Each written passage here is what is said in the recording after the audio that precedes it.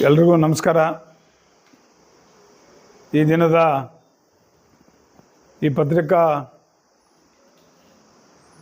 ಇದಕ್ಕೆ ತಮ್ಮೆಲ್ಲರನ್ನು ಆಹ್ವಾನಿಸ್ತಾ, ಏನು ನಮ್ಮ ಪಶ್ಚಿಮ ಕ್ಷೇತ್ರದ ನಿರ್ದೇಶಕರಾದಂಥ ಸಾಮೇಗೌಡರಿದ್ದಾರೆ, ಹಾಗೆಯೇ ನಮ್ಮ ಗೊಲ್ಲಳ್ಳಿ ಅಧ್ಯಕ್ಷರಾದಂಥ ರಾಮಚಂದ್ರಪ್ಪನವರಿದ್ದಾರೆ, ನಾಗಮಂಗಲ ಹಾಲು ಉತ್ಪಾದಕರ ಸಹಕಾರ ಸಂಘದ ಅಧ್ಯಕ್ಷರಾದಂಥ ಶಂಕರಪ್ಪನವರಿದ್ದಾರೆ, ಹಾಗೂ ನಮ್ಮ ಸೂರ್ಗುಂಟೆ ಪ್ರತಾಪ್ ಅವರಿದ್ದಾರೆ, ಸೂರ್ಗುಂಟೆ ಹಾಲು ಉತ್ಪಾದಕರ ಸಹಕಾರ ಸಂಘದ ಅಧ್ಯಕ್ಷರಾದಂಥ ಪ್ರತಾಪ್ ಅವರಿದ್ದಾರೆ, ಬೆಳಗಾನಹಳ್ಳಿ ಹಾಲು ಉತ್ಪಾದಕರ ಸಹಕಾರ ಸಂಘದ ಅಧ್ಯಕ್ಷರಾದಂಥ ವೆಂಕಟರಾಮಪ್ಪನವರಿದ್ದಾರೆ, ಹಾಗೂ ಬ್ಯಾಟ್ನೂರು ಅಧ್ಯಕ್ಷರಾದಂಥ ನಮ್ಮ ಶ್ರೀನಿವಾಸ್ ಅವರಿದ್ದಾರೆ, ವಾಣಿಗಾನಹಳ್ಳಿ ಅಧ್ಯಕ್ಷರಾದಂಥ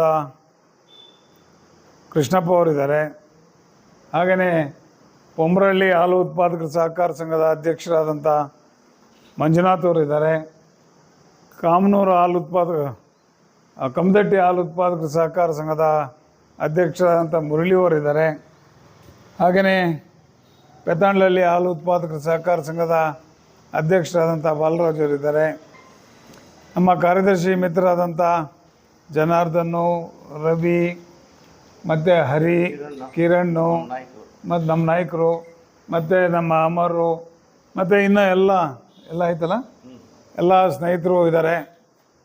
ಇವತ್ತಿನ ಪತ್ರಿಕಾಗೋಷ್ಠಿಯ ತಿರುಳೇನು ಅಂತಂದರೆ, ಪ್ರತಿದಿನ ಒಕ್ಕೂಟದ ಕೋಲಾರ ಹಾಲು ಒಕ್ಕೂಟದ ಮೇಲೆ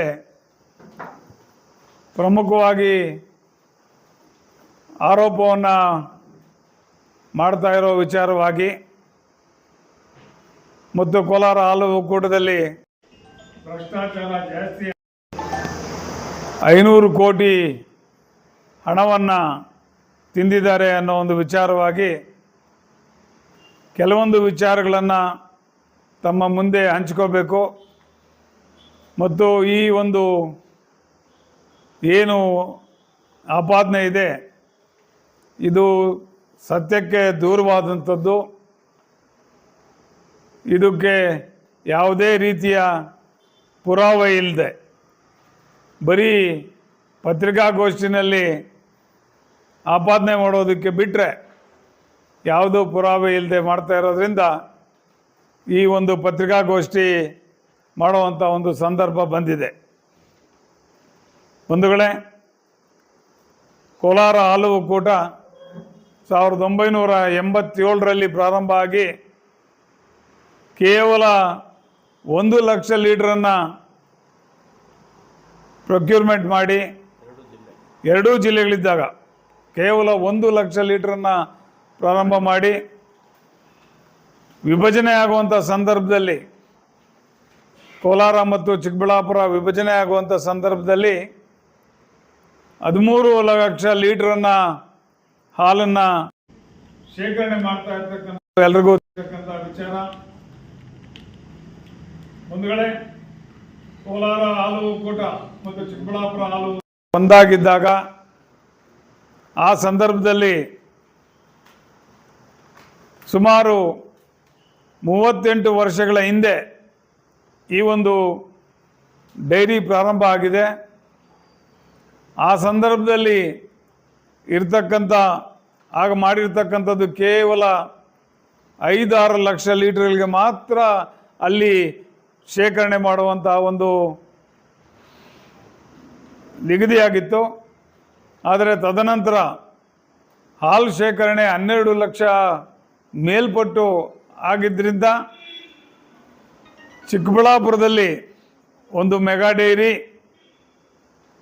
ಮತ್ತು ಐಸ್ ಕ್ರೀಮ್ ಫ್ಯಾಕ್ಟ್ರಿ ಮಾಡಬೇಕು ಅನ್ನೋ ಒಂದು ವಿಚಾರದಲ್ಲಿ ಚಿಕ್ಕಬಳ್ಳಾಪುರದಲ್ಲಿ 200 ಕೋಟಿ ಚಿಲ್ಲರೆದಲ್ಲಿ ಒಂದು ಮೆಗಾ ಡೈರಿ ಮಾಡಿ ಅಲ್ಲಿ ಪ್ರಾರಂಭ ಕೂಡ ಆಗಿ ಸಿದ್ದರಾಮಯ್ಯನವರ ಕೈನಲ್ಲಿ ಉದ್ಘಾಟನೆ ಕೂಡ ಕಂಡಂಥ ಆ ಒಂದು ಇದು ಚಿಕ್ಕಬಳ್ಳಾಪುರದ ಮೆಗಾ ಡೈರಿ ಅತ್ಯುತ್ತಮವಾಗಿ ಕೆಲಸ ಮಾಡ್ತಾ ಇರ್ತಕ್ಕಂಥದ್ದು ಎಲ್ಲರೂ ನೋಡಿರ್ತಕ್ಕಂಥದ್ದೇ. ಈಗಾಗಲೇ ಚಾಲ್ತಿನಲ್ಲಿರೋದನ್ನು ಕೂಡ ಅದರ ಮೇಲೂ ತಿಂದಾಕಿದ್ದಾರೆ ಅಂತ ಒಂದು ಆಪಾದನೆ ಮಾಡ್ತಾರೆ. ಈಗಾಗಲೇ ಅದು ಉತ್ಪಾದನೆ ಸ್ಟಾರ್ಟ್ ಮಾಡಿಬಿಟ್ಟಿದೆ, ಎಲ್ಲ ಮಿಷನರೀಸು ಬಂದಿದೆ, ಎಲ್ಲ ಬಿಲ್ಡಿಂಗ್ ಆಗಿದೆ, ಆದರೂ ಕೂಡ ಅಲ್ಲಿ ಕೂಡ ಭ್ರಷ್ಟಾಚಾರ ನಡೆದಿದೆ ಅನ್ನೋದು ಇವರ ಆಪಾದನೆ. ಇವರು ಒಂದು ಸಾರಿ ಚಿಕ್ಕಬಳ್ಳಾಪುರದ ಮೆಗಾ ಡೈರಿಗೆ ಹೋಗಿ ಕಣ್ಣಾರೆ ನೋಡಿ ಬಂದರೆ ವಾಸ್ತುಸ್ಥಿತಿ ಅರ್ಥ ಆಗ್ತದೆ. ತದನಂತರ ಏನು ಚಿಕ್ಕಬಳ್ಳಾಪುರದ ಒಕ್ಕೂಟಕ್ಕೆ ಸೇರಿದಂಥ ಚಿಂತಾಮಣಿನಲ್ಲಿ 60 ಕೋಟಿ ವೆಚ್ಚದಲ್ಲಿ ಐಸ್ ಕ್ರೀಮ್ ಘಟಕವನ್ನು ಸ್ಥಾಪನೆ ಮಾಡೋಕ್ಕೆ ಹೊರಟಿದ್ದಾರೆ. ಅದು ಪ್ರಾರಂಭ ಆಗೋಕ್ಕೆ ಮೊದಲೇ ನಮ್ಮಿಂದ ಬೇರೆ ಆಗಿ ಚಿಕ್ಕಬಳ್ಳಾಪುರ ಹಾಲು ಒಕ್ಕೂಟ ಬೇರೆ ಆಯಿತು. ಈಗ ನಮ್ಮದೇ ಒಕ್ಕೂಟ ಬೇರೆ ಆಗಿದೆ, ಅವ್ರದ್ದೇ ಒಕ್ಕೂಟ ಬೇರೆ ಆಗಿದೆ. ನಮ್ಮ ಒಂದು ಪ್ರೊಕ್ಯೂರ್ಮೆಂಟು, ನಮ್ಮ ಒಂದು ಹಾಲು ಶೇಖರಣೆ ಪ್ರತಿ ದಿನಕ್ಕೆ 7,40,000 ಲೀಟ್ರ್ ಇವತ್ತಿಗಿದೆ. ಜೊತೆಗೆ ನಮ್ಮಲ್ಲಿ ಕೂಡ 34 ವರ್ಷ 35 ವರ್ಷ ಹಳೇದಾದಂಥ ಡೈರಿ ಆಗಿದ್ದ ಕಾರಣದಿಂದ ನಮ್ಮಲ್ಲಿ MVK ಹೆಸರಿನಲ್ಲಿ ಗೋಲ್ಡನ್ ಡೈರಿ ಅಂತ ಮಾಡಬೇಕು ಅಂತ ಹೊರಟಾಗ ಅನೇಕ ಅಡೆತಡೆಗಳು ಬಂದವು. ಆ ಅಡೆತಡೆಗಳು ಬಂದರೂ ಕೂಡ ಎಲ್ಲರೂ ಏಕೀಭವಿಸಿ ಕಟ್ಟಡ ನಿರ್ಮಾಣಕ್ಕೆ 50 ಕೋಟಿ ಮತ್ತು ಟೆಟ್ರಾಪ್ಯಾಕು ಮತ್ತು ಬೇರೆ ಇವು ಉಪಕರಣಗಳನ್ನ ತಗೊಳ್ಳೋದಕ್ಕೆ ಎಲ್ಲ ಸೇರಿ 195 ಕೋಟಿಗೆ ಟೆಂಡರ್ ಮುಖಾಂತರ ಆಹ್ವಾನಿಸಿ ಅಲ್ಲಿ ಟೆಂಡರ್ ನಡೆಸಿ ಮಾಡಿರ್ತಕ್ಕಂಥದ್ದು ಎಲ್ರಿಗೂ ಗೊತ್ತಿರೋಂಥ ವಿಚಾರನೇ. ಇವತ್ತು ಏನು ಹೊಸ ಡೈರಿ ಮಾಡ್ತಾ ಇದ್ದೀವೋ ಹತ್ತಿರದಲ್ಲೇ ಅದರ ಪ್ರಾರಂಭೋತ್ಸವ ಕೂಡ ಆಗ್ತದೆ. ಆ ಹೊಸ ಡೈರಿ ಸುಮಾರು 7.5 ಲಕ್ಷ ಲೀಟ್ರಿಂದ 10 ಲಕ್ಷ ಲೀಟ್ರು ಸಂಸ್ಕರಿಸುವಂಥ ಒಂದು ಶಕ್ತಿ ಆ ಹೊಸ ಘಟಕಕ್ಕಿದೆ. ಯಾರ್ಯಾರಿಗೆ ಏನೇನು ಅಪನಂಬಿಕೆ ಇದೆ ಅವರು ಬಂದು ಅಲ್ಲಿರ್ತಕ್ಕಂಥ ಮಿಷನರಿ, ಅಲ್ಲಿರ್ತಕ್ಕಂಥ ಕಟ್ಟಡ ಇವುಗಳನ್ನೆಲ್ಲ ಕೂಡ ಗಮನಿಸಿ ಆಮೇಲೆ ಆಪಾದನೆ ಮಾಡಬೇಕಾಗ್ತದೆ. ಏನೂ ಗಮನಿಸದೇನೆ ಆಪಾದನೆ ಮಾಡ್ತಾ ಇರ್ತಕ್ಕಂಥದ್ದು ನಿಜಕ್ಕೂ ಕೂಡ ಇದು ಬಾಲಿಶ ಅಂತೇಳಿ ನಾನು ಹೇಳೋದಕ್ಕೆ ಇಚ್ಛೆ ಪಡ್ತಾ ಇದ್ದೀನಿ. ಹಾಗೆಯೇ ಸೋಲಾರ್ ಘಟಕನ ಪ್ರಾರಂಭ ಮಾಡಿದ್ದೀವಿ. ಸೋಲಾರ್ ಘಟಕದಿಂದ ಇದು 60 ಕೋಟಿ ವೆಚ್ಚದಲ್ಲಿ ಸೋಲಾರ್ ಘಟಕ ಪ್ರಾರಂಭ ಮಾಡಿದ್ದೀವಿ. ಇದರ ಹತ್ರ ಅಲ್ಲಿ ಆ ಒಂದು ಘಟಕದಿಂದ ತಿಂಗಳಿಗೆ ನಮಗೆ 70 ರಿಂದ 80 ಲಕ್ಷ ರೂಪಾಯಿ ಮಿಗ್ತಾ ಇದೆ. ಈ ಹಣನ ರೈತರಿಗೆ ದರ ಕೊಡೋದಕ್ಕೆ ಉಪಯೋಗಿಸ್ತಾ ಇದ್ದೀವಿ.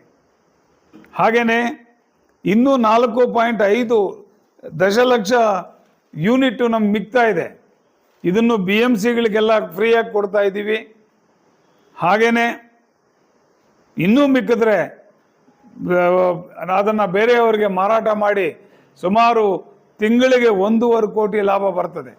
ಇಂಥ ಪ್ರಾಜೆಕ್ಟನ್ನು ನಮ್ಮ ಇವರು ಸರಿ ಇಲ್ಲ ಅಂತಂದರೆ ನಿಜಕ್ಕೂ ಕೂಡ ಇದು ಬಾಲಿಶ. ಇದು 1.5 ಕೋಟಿ ರೂಪಾಯಿ ಇವತ್ತು ಯೂನಿಯನ್ಗೆ ಮಿಗ್ತಾ ಇದೆ. ಅದು ಕಣ್ಣಿಗೆ ಕಾಣಿಸ್ತಾ ಇದೆ. ಇಷ್ಟಾದರೂ ಕೂಡ ಆಪಾದನೆ ಅಲ್ಲಿ ಏನೋ ಇದು ಮಾಡಿದ್ದಾರೆ ಹಾಗೆ ಹೀಗೆ ಅಂತ ಮಾಡ್ತಾ ಇದ್ದಾರೆ. ಇದು ಸರಿಯಲ್ಲ ಅಂತ ನಮ್ಮ ಭಾವನೆ. ಯಾಕೆ ಅಂತಂದರೆ ಸುಮಾರು 20 ಜನ ಡೈರೆಕ್ಟರ್ಗಳಿರ್ತೀವಿ ಒಂದು ಇದರಲ್ಲಿ ಮೀಟಿಂಗಲ್ಲಿ. ಸರ್ಕಾರದಿಂದ ಜಾಯಿಂಟ್ ರಿಜಿಸ್ಟ್ರಾರ್ ಇರ್ತಾರೆ, deputy director of animal husbandry ಇರ್ತಾರೆ, KMF ಇಂದ ಒಬ್ಬ ನಿರ್ದೇಶಕರು ಇರ್ತಾರೆ, ಜೊತೆಗೆ ಸರ್ಕಾರದ ನಾಮಿನಿ ಇರ್ತಾರೆ. 20 ಜನ ಇದ್ದಾಗ ನಾವು ಯಾವುದೇ ಟೆಂಡರ್ ಮಾಡಬೇಕಾದ್ರೆ ಆ ಟೆಂಡರ್ ಮಾಡಿದ ನಂತರ L1 ಯಾರು ಬರ್ತಾರೋ ಅವ್ರಿಗೆ ಮಾತ್ರ ನಾವು ಟೆಂಡರನ್ನು ಕೊಡುವಂಥ ಪರಿಪಾಠ ಇದೆ. ಇಷ್ಟೆಲ್ಲ ಆದರೂ ಕೂಡ ಈಗ ರಿಕ್ರೂಟ್ಮೆಂಟ್ ಬಗ್ಗೆ ಇಡಿ ಕಂಪ್ಲೇಂಟ್ ಮಾಡಿದ್ದಾರೆ. ಮೊನ್ನೆ ಕೂಡ ಲೋಕಾಯುಕ್ತ ಅಧಿಕಾರಿಗಳು ಬಂದು ಎಲ್ಲ ಪರಿಶೀಲಿಸಿ ಹೋಗಿದ್ದಾರೆ. ಲೋಕಾಯುಕ್ತಕ್ಕೆ ಕಂಪ್ಲೇಂಟ್ ಕೊಟ್ಟಿದ್ದೀರಿ, ಇವ್ರಿಗೆ ಕೊಟ್ಟಿದ್ದೀರಿ, ಇಡಿ ಅವ್ರಿಗೆ. ನೀವು ಯಾರಿಗಾದರೂ ಕಂಪ್ಲೇಂಟ್ ಕೊಡಿ, ಇನ್ವೆಸ್ಟಿಗೇಷನ್ ಮಾಡಲಿ, ತಪ್ಪಿದ್ರೆ ತಪ್ಪಿತಸ್ಥರನ್ನ ಗಲ್ಗಾಕಲಿ, ನಾವು ಅದಕ್ಕೆ ತಯಾರಿದ್ದೀವಿ. ಆದರೆ ಇನ್ನೂ ಇನ್ವೆಸ್ಟಿಗೇಷನ್ನಲ್ಲಿರೋವಾಗಲೇ, ಇನ್ನೂ ಪ್ರಾಥಮಿಕ ಹಂತದಲ್ಲಿರೋವಾಗಲೇ ಯಾವುದೇ ವಿಚಾರಣೆ ಇಲ್ಲದೆ ಎಲ್ಲ ಆಪಾದನೆಗಳು ಆಗೋಗಿದೆ, ನಿಜಾನೇ ಅಂತೇಳಿ ನೀವು ಮಾತಾಡ್ತಾ ಇರ್ತಕ್ಕಂಥದ್ದು ಇದು ಸಮಂಜಸ ಅಲ್ಲ. ಇನ್ನೊಂದು ವಿಚಾರ ನಿಮ್ಗೆ ಹೇಳಬೇಕು ಅಂತಂದರೆ, DCC ಬ್ಯಾಂಕ್ ಮತ್ತು ನಮ್ಮ ಹಾಲು ಒಕ್ಕೂಟ ಕೋಲಾರ ಜಿಲ್ಲೆಗೆ 2 ಕಣ್ಣುಗಳಿದ್ದಂಗೆ. ಈಗಾಗಲೇ ವ್ಯವಸ್ಥಿತವಾಗಿ DCC ಬ್ಯಾಂಕನ್ನು ಮುಗಿಸಿದಿರಿ. ಮಾನ್ಯ ಗೋವಿಂದಗೌಡರು ಅಧ್ಯಕ್ಷರಾಗಿದ್ದಾಗ DCC ಬ್ಯಾಂಕ್ನಲ್ಲಿ ಉತ್ತುಂಗ ಸ್ಥಿತಿಗೆ ಹೋಗಿ ಎಲ್ರಿಗೂ ಲೋನ್ಗಳು ಕೊಟ್ಟು ಹೆಣ್ಮಕ್ಳಿಗೆಲ್ಲ ಲೋನ್ಗಳು ಕೊಡ್ತಾಯಿದ್ರು. ಸ್ವಾಮಿ 1-1.5 ವರ್ಷ ಆಯ್ತು ಎಲೆಕ್ಷನ್ ಆಗಿ. ಏನಾಗಿದೆ DCC ಬ್ಯಾಂಕನ್ನು ಇವತ್ತು ಮುಗಿಸ್ಬಿಟ್ರಿ, ವ್ಯವಸ್ಥಿತವಾಗಿ ಮುಗಿಸಿದ್ದೀರಿ. ನಿಮ್ಮ ಕಣ್ಣು ಈಗ ಕೋಲಾರ ಹಾಲು ಒಕ್ಕೂಟದ ಮೇಲೆ ಬಿದ್ದಿದೆ. ಲಕ್ಷಾಂತರ ಜನರು ಈ ಒಕ್ಕೂಟದಿಂದ ಜೀವನ ನಡೆಸ್ತಾ ಇದ್ದಾರೆ. ಇದ್ರ ಮೇಲೆ ನಿಮಗೆ ಕಣ್ಣು ಬಿದ್ದಿದೆ. ಇದು ಒಳ್ಳೆಯದಲ್ಲ. ನಿಜವಾಗ್ಲೂ ಕೂಡ ನೀವು ಸಂಸ್ಥೆ ಹಿತವನ್ನು ಬಯಸೋರಾದರೆ ನೀವು ಸಕ್ಷಮ ಪ್ರಾಧಿಕಾರದಲ್ಲಿ ಕಂಪ್ಲೇಂಟ್ ಕೊಡಿ, ಇನ್ವೆಸ್ಟಿಗೇಷನ್ ಮಾಡಿಸಿ, ತಪ್ಪಿದ್ರೆ ನೀವು ಯಾರನ್ನು ಬೇಕೋ ಜೈಲಿಗೆ ಹಾಕ್ರಿ. ಅದು ಬಿಟ್ಟು ಪತ್ರಿಕಾಗೋಷ್ಠಿ ನಡೆಸೋದು, 500 ಕೋಟಿ ಹೋಗ್ಬಿಟ್ಟಿದೆ, ಅಲ್ಲಿ ಹೋಗ್ಬಿಟ್ಟಿದೆ, ಕಣ್ಣು ಮುಂದೆನೇ ಇದೆ. ಈಗೊಂದು ತೀರ್ಮಾನ ಮಾಡ್ತಾ ಇದ್ದೀವಿ, ಪತ್ರಕರ್ತರನ್ನೆಲ್ಲರನ್ನೂ ಕೂಡ ಕೋಲಾರ ಮತ್ತು ಎಲ್ಲ ಪತ್ರಕರ್ತರನ್ನ ಕರೆದು ನಮ್ಮ ಮೆಗಾ ಡೈರಿಯನ್ನು, MVK ಗೋಲ್ಡನ್ ಡೈರಿಯನ್ನು, ಸೋಲಾರನ್ನು ವಿಸಿಟ್ ಮಾಡಿಸ್ಬೇಕು ಅಂತ ತೀರ್ಮಾನ ಮಾಡಿದ್ದೀವಿ. ಈಗ ಇದು ನಿಜಕ್ಕೂ ಕೂಡ ಇವರು ಮಾಡ್ತಾ ಇರ್ತಕ್ಕಂಥದ್ದು ಸರಿ ಇಲ್ಲ. ಜೊತೆಗೆ ನಾವು ಕರ್ನಾಟಕದಲ್ಲೇ ಅತಿ ಹೆಚ್ಚಿನ ರೇಟನ್ನು ಕೊಡ್ತಾ ಇದ್ದೀವಿ. ಈಗ 39 ರೂಪಾಯಿಯನ್ನು ಕೊಡ್ತಾ ಇದ್ದೀವಿ. ಎಲ್ಲಿ ಯಾವ ಒಕ್ಕೂಟ ಕೂಡ ಇಲ್ಲಿ ಇವಾಗ ಕೊಡ್ತಾ ಇಲ್ಲ. ನಾವೇ ಅತಿ ಹೆಚ್ಚಿನ ದರವನ್ನು ಕೊಡ್ತಾ ಇರ್ತಕ್ಕಂಥದ್ದು. ಇದು ಗಮನಿಸಬೇಕಾದಂಥ ವಿಚಾರ. ಹಾಗೆಯೇ ನಮ್ಮದು ಬರೀ 2 ಲಕ್ಷ ಚಿಲ್ಲರೆ ಮಾರಾಟ ಆಗ್ತಾ ಇದ್ದಿದ್ದು ಹಾಲು ಇವತ್ತು 3,70,000 ಲೀಟ್ರ್ ಮಾರಾಟ ಆಗ್ತಾ ಇದೆ. ಇದರ ಹಿಂದೆ ಎಲ್ಲರ ಒಂದು ಶ್ರಮ ಇದೆ. ಹಾಗೆಯೇ ಮೊಸರು ಬರೀ 40,000 30,000 ಹೋಗ್ತಾ ಇದ್ದಂಥ ಮೊಸರು ಇವತ್ತು 1,34,000 ಲೀಟ್ರ್ ಹೋಗ್ತಾ ಇದೆ. ಎಲ್ಲ ಕ್ಷೇತ್ರಗಳಲ್ಲಿ KMF ಅಡಿನಲ್ಲಿ ಬರ್ತಾ ಇರ್ತಕ್ಕಂಥ 13 ಒಕ್ಕೂಟಗಳಲ್ಲಿ ಮಾರುಕಟ್ಟೆ ವಿಸ್ತರಣೆಯಲ್ಲಿ ಪ್ರಥಮ ಸ್ಥಾನದಲ್ಲಿದೆ ಅಂದರೆ ಅದು ಕೋಲಾರ. ಇದು ವಾಸ್ತವಾಂಶ, ದಾಖಲೆಗಳನ್ನು ನೋಡ್ಬೋದು. ಮಾರ್ಕೆಟಿಂಗಲ್ಲಿ ನಾವು ಫಸ್ಟ್ ಬರ್ತಾ ಇದ್ದೀವಿ. ಹಾಗೆ ಪ್ರೊಕ್ಯೂರ್ಮೆಂಟಲ್ಲಿ ಶೇಖರಣೆಯಲ್ಲಿ ಕೂಡ ನಾವು ಹತ್ತಿರದಲ್ಲೇ 8 ಲಕ್ಷಕ್ಕೆ ಮೇಲೆ ಹೋಗ್ತೀವಿ. 10 ಲಕ್ಷ ಮಾಡಬೇಕು ಅನ್ನೋದು ನಮ್ಮ ದೃಷ್ಟಿ ಇದೆ. ಮುಂದಿನ ದಿನಗಳಲ್ಲಿ ಒಕ್ಕೂಟವನ್ನು ಇನ್ನೂ ಚೆನ್ನಾಗಿ ನಡೆಸ್ಕೊಂಡು ಹೋಗಬೇಕು ಅನ್ನೋ ಇದಿದೆ. ನೀವು ಯಾರೇ ಏನೇ ನಿಮಗೆ ಇದ್ರ ಬಗ್ಗೆ ಆಪಾದನೆ ಇದೆ ಅಂತಂದರೆ ನೀವು ದೂರು ಕೊಡ್ಬೋದು. ತಪ್ಪಿದ್ದಲ್ಲಿ ಶಿಕ್ಷೆಗೆ ಎಲ್ಲರೂ ರೆಡಿ ಇರ್ತಾರೆ. ಹಾಗಂತೇಳಿ ದಯವಿಟ್ಟು ನಮ್ಮ ಒಕ್ಕೂಟದ ಮೇಲೆ ದಿನ ಬೆಳಗ್ಗೆ ಯಾವುದೇ ಪುರಾವೆ ಇಲ್ಲದೆ ಪ್ರಹಾರ ಮಾಡ್ತಕ್ಕಂಥದ್ದು ಸರಿ ಇಲ್ಲ ಅಂಥೇಳಿ ಈ ಸಂದರ್ಭದಲ್ಲಿ ನಾನು ಹೇಳೋದಕ್ಕೆ ಇಚ್ಛೆ ಪಡ್ತಾ ಇದ್ದೀನಿ. ಸರ್, ಪೇಪರ್ಗಳಲ್ಲಿ ಬಂದಿದೆಯಲ್ಲ ನೋಡಿ, ನಿಮ್ಗೆ ಗೊತ್ತಲ್ಲ, ನಿಮಗೆ ಒಬ್ಬರಲ್ಲ. ಅದೇ ಈಗ ನಾನು ಹೇಳೋದು ನಿಮಗೆ ಗೊತ್ತಿದೆ. ನಾನು ಆಪಾದನೆ ಒಬ್ಬರಲ್ಲ, ಭಾಳ ಜನ ಇದೇ ಕೆಲಸ ಹಿಡ್ದಿದ್ದಾರೆ. ನಾನು ಹೇಳೋದು ಯಾರು ಆಪಾದನೆ ಮಾಡ್ತಾ ಇರ್ತಾರೆ ಅವ್ರಿಗೆ ನಾನು ಹೇಳ್ತಾ ಇರೋದು, ಸ್ಪಷ್ಟೀಕರಣ ಕೊಡ್ತಾ ಇರೋದು. ಈ ರೀತಿ ಇದೆ, ನೀವು ಬೇಕಾದರೆ ನಮ್ಮ ದೂರುಗಳನ್ನ ಕೊಟ್ಕೊಳ್ರಿ, ಒಕ್ಕೂಟ ಸರಿ ಇಲ್ಲ ಅಂತೇಳಿ ಅದರಲ್ಲಿ ಇನ್ವೆಸ್ಟಿಗೇಷನ್ ಮಾಡಿಸಿ, ತಪ್ಪಿದ್ರೆ ಶಿಕ್ಷೆ ಆಗಲಿ. ಯಾರಿಗೆ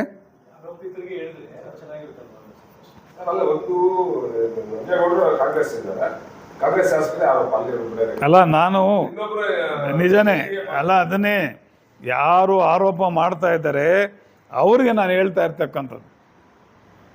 ಯಾರೆಲ್ಲ ಆರೋಪ ಮಾಡ್ತಾ ಇದ್ದಾರಲ್ಲ, ನೀವು ಆರೋಪ ಮಾಡೋರು ಸಕ್ಷಮ ಪ್ರಾಧಿಕಾರದ ಮುಂದೆ ಹೋಗಿ ಅಲ್ಲಿ ನೀವು ಹೇಳಿ, ತಪ್ಪಿದ್ರೆ ಶಿಕ್ಷೆ ಮಾಡಲಿ, ನಾವು ಎಲ್ಲರೂ ತಯಾರಿದ್ದೀವಿ.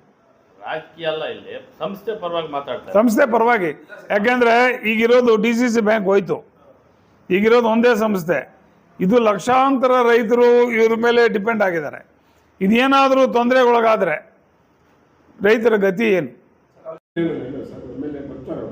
20 ಜನ MLA ಅಲ್ಲಿ ಮಾತಾಡ್ತಾರೆ, ಹೌದು, ಅಲ್ಲಿ ಮಾತಾಡಿದಾಗ ನಾವು ಕೂಡ ಮಾತಾಡ್ತೀವಿ, ಏನಿದೆ ಅದನ್ನು ನಾವು ಅವ್ರ ಮುಂದೆ ಇಡ್ತೀವಿ. ಆದರೂ ಏನು ಯಾವುದೇ ಪುರಾವೆ ಇಲ್ಲದೆ ಏನೋ ಒಂದು ಅಲಿಗೇಷನ್ ಮಾಡು, ಅವ್ರಿಗೆ ಅಂತಲ್ಲ, ನಾನು ಎಲ್ರಿಗೂ ಹೇಳ್ತಾ ಇರ್ತಕ್ಕಂಥದ್ದು. ಸರ್, ಈಗ ಅಲ್ಲ, ಈಗ ನಾವು ಸಂಸ್ಥೆ ಪರ, ಅಧ್ಯಕ್ಷರು ಬೇರೆ ಡೈರೆಕ್ಟರ್ಸು ಅನ್ನೋದಕ್ಕಿಂತ ಈಗ 20 ಜನ ಡೈರೆಕ್ಟರ್ಸಲ್ಲಿ ನಾನು ಮತ್ತು ಸಾಮೇಗೌಡರು ಇಬ್ಬರು ಕೂಡ ಅಲ್ಲಿ ನಿರ್ದೇಶಕರು. ಅಲ್ಲೇನಾದರೂ ತಪ್ಪಾಗಿದೆ ಅಂದರೆ ನಮ್ಮ ಜವಾಬ್ದಾರಿನೂ ಬರ್ತದೆ. ಅದಕ್ಕೆ ನಾವು ಅಲ್ಲೇ ಮಾತಾಡ್ತೀವಿ.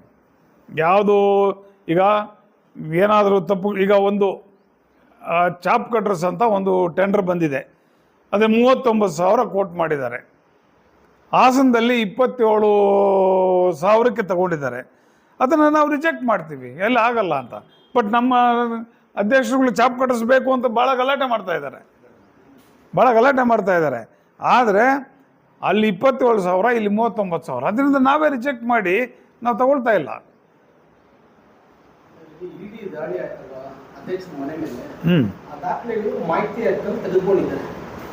ಆಮ್ ಆದ್ಮಿ ಪಕ್ಷದ ಅಧ್ಯಕ್ಷರು ಪ್ರೆಸ್ ಮೀಟ್ ಮಾಡಿದ್ದಾರೆ. ಆ ಪ್ರೆಸ್ ಮೀಟ್ ಅಲ್ಲಿ ಏನು ಈಗ ಶೀಟ್ ಇದೆಯೋ ಬರ್ದಿರ್ತಾರಲ್ಲ, ಅದು ಡಬಲ್ ನಾನು ಅದನ್ನೇ ಸುಕುಮಾರ್ ಅವ್ರೆ ನಾನು ಹೇಳ್ತಾ ಇರೋದು ಒಂದು ನಿಮಿಷ ಹೇಳ್ತೀನಿ. ಅದನ್ನು ಇನ್ವೆಸ್ಟಿಗೇಷನ್ ನಡೀತಾ ಇದೆಯಲ್ಲ, ತಪ್ಪಿದ್ರೆ ಶಿಕ್ಷೆ ಆಗಲಿ. ಈಗ ತಪ್ಪಿದ್ರೆ ಶಿಕ್ಷೆ ಆಗಲಿ. ಅಲ್ಲ, ಅಲ್ಲಿನೂ ಅಷ್ಟೇ, ಕೋರ್ಟಲ್ಲಿ ಈಗ ಸ್ಟೇ ತಂದಿದ್ದಾರೆ ಅಂದರೆ ನಾಳೆ ದಿವಸ ತಪ್ಪು ಅಂತ ಪ್ರೂವ್ ಆದರೆ ಕೇಸ್ ನಡೀತದೆ. ಅಲ್ಲ, ಸ್ಟೇ ತಂದಿಟ್ಟರು ಕೂಡ ನಿಜನೇ. ಈಗ ನಾವು ಒಂದು ನಿಮಿಷ, ಈಗ ಇನ್ವೆಸ್ಟಿಗೇಷನ್ ಆದಮೇಲೆ ಸ್ಟೇ ತಂದಿದ್ದಾರೆ ಅಂತ ಹೇಳ್ತಾ ಇದ್ದೀರಿ. ಸ್ಟೇ ವೇಕೇಟ್ ಮಾಡಿಸ್ಲಿ, ಇವರು ಸ್ಟೇ ವೇಕೇಟ್ ಮಾಡಿಸ್ಲಿ. ಅದಕ್ಕೇನಂತೆ ಕೋರ್ಟು ನ್ಯಾಯದ ಪರ ಇರುತ್ತೆ. ವೇಕೇಟ್ ಮಾಡಿಸ್ಲಿ, ನಡೆಸಲಿ, ಅಲ್ಲಿ ತಪ್ಪಿದ್ರೆ ಶಿಕ್ಷೆ ಆಗಲಿ. ನಾವು ಹೇಳೋದು ಅಷ್ಟೇ. ಈಗ ಅಲ್ಲಿ ಎಂಪ್ಲಾಯ್ದು ಈಗ ಒಂದು ಹೇಳ್ತೀನಿ, ಪ್ರತಿಯೊಬ್ಬ ಡೈರೆಕ್ಟ್ರಿಗೂ 1-2 ಇಂಟರ್ವ್ಯೂಗಳಲ್ಲಿ ಯಾರು ಬಂದಿರ್ತಾರೆ ಅವರು ರೆಕಮೆಂಡ್ ಮಾಡಿದ್ರೆ 1-2 ಮಾಡ್ತಾರೆ. ಸರ್ಕಾರದಲ್ಲಿ ಮಾಡಲ್ವಾ, KPSCಯಲ್ಲಿ ಮಾಡಲ್ವಾ? ಈ ರೀತಿ ಅವರು ನೋಡಪ್ಪ ಇವನು ಒಳ್ಳೆಯ ಅಭ್ಯರ್ಥಿ, ಇವನಿಗೆ ಕೊಡಿ ಅಂತ ಹೇಳಿರ್ತಾರೆ. ಅಂಥ ಸಂದರ್ಭದಲ್ಲಿ ಅವರು ಕರೆಕ್ಟಾಗಿದ್ದರೆ ಕೊಡ್ತಾರೆ. ಹಾಗಾಗಿ ಅದು ಆಪಾದನೆ ಅಷ್ಟೇ. ಇದು ಅಲ್ಲ, ನಾನು ಹೇಳ್ತಾ ಇದ್ದೀನಲ್ಲ, OMR ಶೀಟು ತಿದ್ದಿರೋದು ಬರೀ ಅಲಿಗೇಷನ್ ಅಷ್ಟೇ. ಅದರ ಮೇಲೆ ನಡೀತಾ ಇದೆಯಲ್ಲ, ತಪ್ಪಿದ್ರೆ ಶಿಕ್ಷೆ ಆಗಲಿ. ನಾನು ಅದನ್ನೇ ಹೇಳ್ತಾ ಇದ್ದೀನಿ. ತಪ್ಪು ಇಲ್ಲದೆ ಇದ್ದರೆ ಅವ್ರ ಮೇಲೆ ಕ್ರಮ ತಗೊಳ್ಳಿ ಅಂತ ಹೇಳೋದಕ್ಕಾಗಲ್ಲ. ತಪ್ಪು ಇದ್ದರೆ ಕೇಸ್ ನಡೀತಾ ಇದೆ, ಶಿಕ್ಷೆ ಆಗುತ್ತೆ ತಪ್ಪಿದ್ರೆ, ಅಲ್ವಾ? ಅಲ್ಲಿವರೆಗೂ ಕಾಯೋ ವ್ಯವಧಾನ ಇಲ್ಲ. ನೀವು ಹೊಲಸು ತಂದು ಡೈರಿ ಮೇಲೆ ಹಾಕ್ತಾ ಇದ್ರೆ ಯಾರು? ಚಂದ್ರಮನೆ ಹಾಲು ಉತ್ಪಾದಕರ ಸಂಘದ ನಿರ್ದೇಶಕರು ಹಾಂ ಗಣೇಶ್ ಅಂತ. ಹಾಂ, ನನ್ನ ಮೇಲೆ ಏನಂತ ಅಲಿಗೇಷನ್? ನಾಗರಾಜು ಅವರು JDS ನಿಂದ ಬಂದಿದ್ದಾರೆ, ಹಾಂ ಅವ್ರ ಅಧ್ಯಕ್ಷರು ಇದ್ದಾರೆ. ಹೌದು. ಏನು ಈ ನೌಕರರು ಇದರಲ್ಲಿ ಅವ್ರದ್ದು ಪಾತ್ರ ಇದೆ ಅಂತ ನೌಕರದ್ರಲ್ಲ ಅದೇ ಸರ್, ನೇಮಕಾತಿ ಇದೆ. ನೇಮಕಾತಿಯಲ್ಲಿ 25 ಜನ ಇದೆ. ನೇಮಕಾತಿಯಲ್ಲಿ ನಾನು ಒಬ್ಬ ಇದು ರಿಕ್ರೂಟ್ಮೆಂಟ್ ಕಮಿಟಿ ಮೆಂಬರ್. ನಾನು ಏನು ಪಾರದರ್ಶಕವಾಗಿ ಇಂಟರ್ವ್ಯೂ ನಡೀತೋ, ನಡೆದಾಗ ಯಾವ್ಯಾವ ಅಭ್ಯರ್ಥಿ ಏನೇನು ಅಂಕ ತಗೊಂಡಿದ್ದಾರೆ ಅಂತ ಅಲ್ಲೇ ಬರೆದು ಅಲ್ಲೇ ಕೊಟ್ಟು ಬಂದಿದ್ದೀನಿ. ನನ್ನ ಮನೆಯವ್ರಿಗೂ ಎತ್ಕೊಂಡು ಬಂದಿಲ್ಲ. ನನಗೊಂದು 15 ಮಾರ್ಕ್ಸ್ ಕೊಟ್ಟಿರ್ತಾರೆ.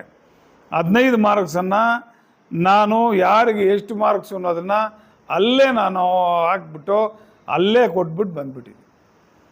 ನನ್ನ ಮೇಲೆ ಅಲಿಗೇಷನ್ ಮಾಡೋದು, ಹಂಗೇನಾದರೂ ಇದ್ದಿದ್ರೆ ಇಡೀ ಅವ್ರು ನನ್ನ ಮೇಲೆ ರೈಡ್ ಮಾಡ್ತಾಯಿದ್ರು. ಯಾಕೆ ಮಾಡಲಿಲ್ಲ ನನ್ನ ಮೇಲೆ ರೈಡು? ನಾನು ರಿಕ್ರೂಟ್ಮೆಂಟ್ ಕಮಿಟಿ ಮೆಂಬರು, ನನ್ನ ಮೇಲೆ ರೈಡ್ ಮಾಡಲಿಲ್ವಲ್ಲ. ಅದೇ ಬಾಬು ಮೇಲೆ ಮಾಡಿದ್ರು, ಇನ್ನೊಬ್ಬ ಮಂಜುನಾಥ್ ರೆಡ್ಡಿ ಅವ್ರು ಮಾಡಿದ್ರು, ಅಧ್ಯಕ್ಷರ ಮೇಲೆ ಮಾಡಿದ್ರು, ನಮ್ಮ ಮೇಲೆ ಮಾಡಲಿಲ್ಲಲ್ಲ. ದತ್ತಿ ನೀತಿ ಅಂತ ಹೇಳ್ಬಿಟ್ಟು ಲೀಟರ್ ಮೇಲೆ 20 ಪೈಸೆ ಏನೋ ಫಸ್ಟ್ ಮಾಡ್ತಾ ಇದ್ದಾರಂತೆ.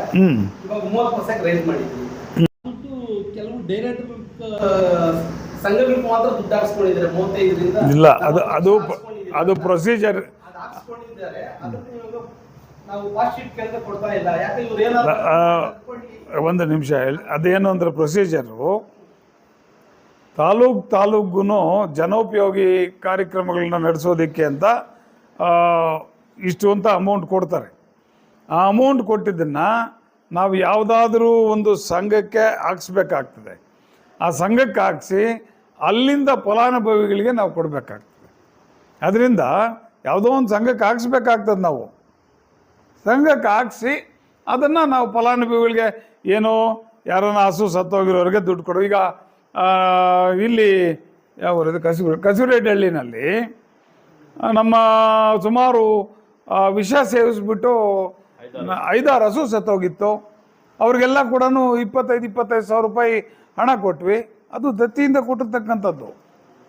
ಮತ್ತು ಸಾಮೇಗೌಡರು ಒಂದು ಇದಕ್ಕೆ ಕೊಟ್ಟರು, ಒಂದು 5-6 ಜನಕ್ಕೆ ಎಲ್ಲ ಹಸು ಸತ್ತೋಗ್ರಿಂದ ಅವ್ರು ಕೊಟ್ಟರು.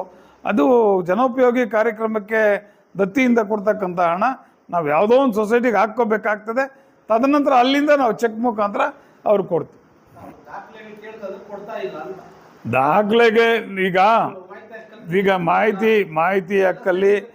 ಮಾಹಿತಿ ಹಕ್ಕಲ್ಲಿ ಸರಿಯಾದ ರೀತಿಯಲ್ಲಿ ಕೇಳಿದ್ರೆ ಯಾರೂ ಕೂಡ ದಾಖಲೆ ಇಲ್ಲ ಅಂತ ಹೇಳಲ್ಲ. ಇವ್ರು ಯಾವ ರೀತಿ ಕೇಳಿದಾರೋ, ನಮ್ಮ ಸಾಮೇಗೌಡರು ಮಾತಾಡ್ತಾರೆ. ಈಗ ಒಂದು ನೇನದ ಪ್ರಶ್ನೆ ಆಮೇಲೆ ಕೇಳಿ.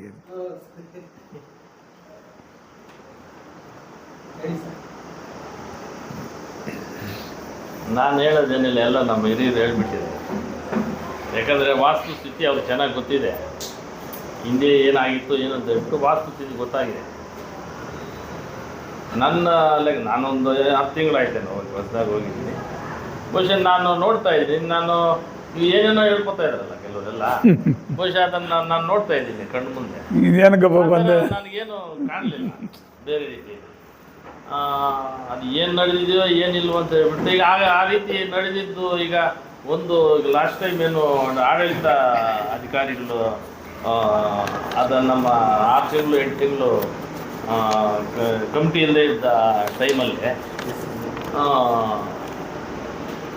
ಆಡಳಿತ ಅಧಿಕಾರಿ ಅವಧಿಯಲ್ಲಿ ಸುಮಾರು ಹೆಚ್ಚು ಕಡಿಮೆ ಆಗಿತ್ತು. ಅವಾಗ ಅದ್ರ ಬಗ್ಗೆ ಸುಮಾರು ಜನ ಅದ್ರ ಬಗ್ಗೆ ಮಾತಾಡಿದ್ರು. ಬಹುಶಃ ಆ ಟೈಮಲ್ಲಿ ಲಾಸು ಆಗಿತ್ತಲ್ಲಣ್ಣ. 14 ಕೋಟಿ ನಷ್ಟ ಆಯಿತು. ಅಡ್ಮಿನಿಸ್ಟ್ರೇಟರ್ ಇದ್ದಾಗ 14 ಕೋಟಿ ರೂಪಾಯಿ ನಷ್ಟ ಇತ್ತು.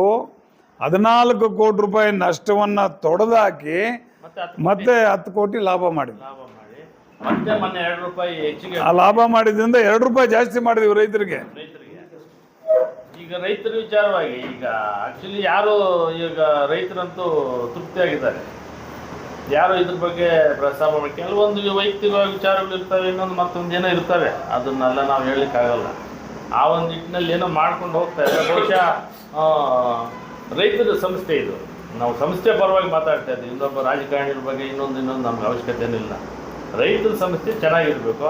ಈ ಎಕ್ಸಾಂಪಲ್ ಈಗಾಗಲೇ ಹೇಳಿದ್ರು ನಮ್ಮ ನಾಗಣ್ಣವರು, DCC ಬ್ಯಾಂಕ್ ಏನಾಯಿತು, ಯಾವ ಮಟ್ಟಕ್ಕೆ ಹೋಗಿತ್ತು, ರೈತರು ಎಷ್ಟು ಜನ ಬದುಕ್ತಿದ್ರು, ಸ್ವಸಹಾಯ ಸಂಘಗಳು ಪಾಪ ಹೆಣ್ಮಕ್ಳು ಎಷ್ಟು ಜನ ಬದುಕ್ತಿದ್ರು, ಬಡವರು ಬೀದಿಯ ಬದಿಯಲ್ಲಿ ಅಂಗಡಿಗಳು ಇಟ್ಕೊಂಡಿದ್ರು, ಎಷ್ಟೋ ಜನ ಬದುಕ್ತಾ ಇದ್ರು.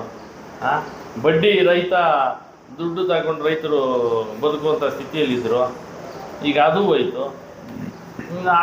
ಅದು ಹೋಗಿ ಮತ್ತೇನೋ ಇದು ಹೋದರೆ ನಮ್ಮ ಜಿಲ್ಲೆ ನಾಮ್ಗಳು ಹಾಕ್ಕೋಬೇಕಾಗ್ತದೆ. ಮತ್ತು ರೈತರು ಈಗಾಗಲೇ ಪಾಪ ಈ ಸರ್ಕಾರ ಮಾಡಿರೋ ಗಣಕಾರಿಗಳಿಗೆ ನಾಮ ಹಾಕ್ಕೊಂಡು ಎಲ್ಲಿಗೋ ಹೋಗ್ಬಿಟ್ಟಿದ್ದಾರೆ, ರೈತರು ಹೋಗ್ಬಿಟ್ಟಿದ್ದಾರೆ, ಬಡವರು ಹೋಗ್ಬಿಟ್ಟಿದ್ದಾರೆ, ಎಲ್ಲರೂ ಹೋಗ್ಬಿಟ್ಟಿದ್ದಾರೆ. ಇದನ್ನೇನಾದರೂ ಇವರು ರಾಜಕೀಯವಾಗಿ ತಗೊಂಡು ಒಂದು ಲೆಕ್ಕದಲ್ಲಿ ಅಲ್ಲಿ ಅಭಿವೃದ್ಧಿ ಆಗಿದೆ. ಈಗ ಎಕ್ಸಾಂಪಲ್ ಡೈರಿ ನೋಡಿರಿ, ಈಗ ಕೆಲವೇ ದಿನಗಳಲ್ಲಿ ಮೋಸ್ಟ್ಲಿ ಒಂದು 2-3 ತಿಂಗಳಲ್ಲಿ ಓಪನ್ ಆಗ್ತಾಯಿದೆ. ಯಾವ ಥರದ್ದು ಒಂದ್ಸಲ ವಿಸಿಟ್ ಕೊಡ್ರಿ ಬೇಕಾದರೆ, ಅಲ್ಲಿ ನೋಡಿದ್ರೆ ಗೊತ್ತಾಗುತ್ತೆ ಹೆಂಗೆ ಏನಾಗಿದೆ ಏನು ಒಂದು ಕೆಲವೊಂದು ಸಂದರ್ಭಗಳಲ್ಲಿ ಅಲ್ಲಿ ಶಾಸಕರು ಅವರು ಇದ್ದಾಗ ಕೆಲಸಗಳು ಆಟೋಮೆಟಿಕ್ ಅಪ್ರೂವಲ್, ಈಗ ಸ್ಟೇಜ್ ಎಲ್ಲ ಅಪ್ರೂವಲ್ ತಗೋಬೇಕಾದ್ರೆ ಅವರಿದ್ದಾಗ ಏನಾಗುತ್ತೆ ಅಂದರೆ ಅಪ್ರೂವಲ್ ಅದು ಇದು ಸ್ವಲ್ಪ ಡೆವಲಪ್ಮೆಂಟ್ ಮಾಡಲಿಕ್ಕೆ ಅನುಕೂಲ ಆಗ್ತದೆ. ಅದೂ ಆಗಿದೆ, ಇಲ್ಲ ಅಂತ ಹೇಳೋಕ್ಕಾಗಲ್ಲ. ಈಗ ಬೇರೆ ಡೈರಿಲಿ ಕಂಪೇರ್ ಮಾಡಿದಾಗ ಕೋಲಾರ ಜಿಲ್ಲೆದು ಒಂದು ಸರ್ಕಾರ ಅಪ್ರೂವಲ್ ಕೊಡಲೇಬೇಕು, ಎಲ್ಲದಕ್ಕೂ ಪ್ರತಿಯೊಂದಕ್ಕೆ ಕೊಡಬೇಕು, ಸರ್ಕಾರ ಅಪ್ರೂವಲ್ ಕೊಡಲೇಬೇಕು. ಯಾವುದೇ ಅಲ್ಲಿ ನಾವು ಕಾರ್ಯಕ್ರಮ ಮಾಡಬೇಕು ಅಂದರೆ, ಅಭಿವೃದ್ಧಿ ಮಾಡಬೇಕಂದ್ರೆ ಸರ್ಕಾರ ಮೇಯ್ನ್ ಅಲ್ಲಿ ಅಪ್ರೂವಲ್ ಕೊಟ್ಟರೆ ಅಲ್ಲಿ ಕೆಲಸ ಮುಟ್ಟೋಕ್ಕಾಗೋದು. ಈಗ ಹಿಂದೆ ಇದ್ರಲ್ಲ, ಹಿಂದಿನ ಸಮಯದಲ್ಲಿ ಒಂದೊಂದು ಅಲ್ಲಿ ಅಭಿವೃದ್ಧಿ ಮಾಡಬೇಕಂದ್ರೆ ನಾವು ಅಪ್ರೂವಲ್ ತಗೊಂಡಿಲ್ಲ ಅಂತ ಅಪ್ರೂವಲ್ಗೆ ಸುಮಾರು ವರ್ಷಗಳು ಓಡ್ತಾಯಿದ್ರು, ಕೊಡ್ತಾ ಇರಲಿಲ್ಲ. ಆ ನಿಟ್ಟಿನಲ್ಲಿ ಅಭಿವೃದ್ಧಿ ಆಗಿದೆ. ಬಟ್ ಅವರು ಏನೇನು ವ್ಯವಹಾರಗಳು ಯಾವ ರೀತಿ ಅವರು ವೈಯಕ್ತಿಕವಾಗಿ ಏನೇನಿದಾವೋ ಅದು ಅವ್ರವ್ರಿಗೆ ಗೊತ್ತಿರ್ತದೆ. ಬಟ್ ದಯವಿಟ್ಟು ಸಂಸ್ಥೆ ಮೇಲೆ ನೀವು ಆಪಾದನೆ ಮಾಡೋಕ್ಕೆ ಹೋಗ್ಬೇಡ್ರಿ. ಸಂಸ್ಥೆ ಚೆನ್ನಾಗಿದೆ, ಎಲ್ಲರೂ ಹೇಳಿದು ಯಾಕೆ ಸುಮ್ಮನೆ ಮಸಿ ಬಳಿತೀರ ಅಂತ ಹೇಳ್ಬಿಟ್ಟು ಹೇಳಲಿಕ್ಕೆ ನಾನು ಇಚ್ಛೆ ಪಡ್ತಾ ಇದ್ದೀನಿ. ಅದು ನನಗೆ ಗೊತ್ತೇ ಇಲ್ಲಪ್ಪ, ಅದೇನು ಇವ್ರಿಗೆ ಗೊತ್ತಿಲ್ಲ. ಅದು ಗೋಲ್ಡ್ ಕಾಯಿನ್ ಅದೇನು ಅಂತಂದರೆ, ದತ್ತಿನಲ್ಲಿ ಮೀಟಿಂಗ್ಸು ನಡೀತಾ ಇರ್ತವೆ. ಆ ಮೀಟಿಂಗ್ಸ್ನಲ್ಲಿ ನಾವು ಸಿಟ್ಟಿಂಗ್ ಚಾರ್ಜ್ ತಗೊಂಡಿಲ್ಲ. ಯಾವಾಗ ಸಿಟ್ಟಿಂಗ್ ಚಾರ್ಜ್ ತಗೊಂಡಿಲ್ವೋ ಆ ಸಿಟ್ಟಿಂಗ್ ಚಾರ್ಜ್ಗೋಸ್ಕರ ಅವರು ನೆನಪಿನ ಕಾಣಿಕೆ ಅಂತ ಒಂದು ಕೊಟ್ಟಿದ್ದಾರೆ. ಅದೇನು ನಾನು ನೋಡೋಕೆ ಹೋಗ್ಲಿಲ್ಲಪ್ಪ, ಅದು ಎಷ್ಟು ಗ್ರಾಮ ಏನು ಕೊಟ್ಟಿದ್ದಾರೆ, ನೆನಪಿಗೆ ಕೊಟ್ಟಿದ್ದಾರೆ, ಅದು ರೆಕಾರ್ಡಲ್ಲೇ ಇದೆ. ಕೊಟ್ಟಿದ್ದಾರೆ, ತಗೊಂಡೋಗಿ ಹೆಂಗಸರು ಕೊಟ್ಟಿದ್ದೀವಿ ಅಷ್ಟೇ. ನಾವು ಇಲ್ಲ ಬೇಕು ಅಂದರೆ ಅದನ್ನು ವಾಪಸ್ ಕೊಡೋದು ಕೊಟ್ಬಿಡ್ತೀವಿ. ನಮಗೇನು ಅದರಿಂದ ಜೀವನ ಮಾಡ್ತಾ ಇಲ್ಲ.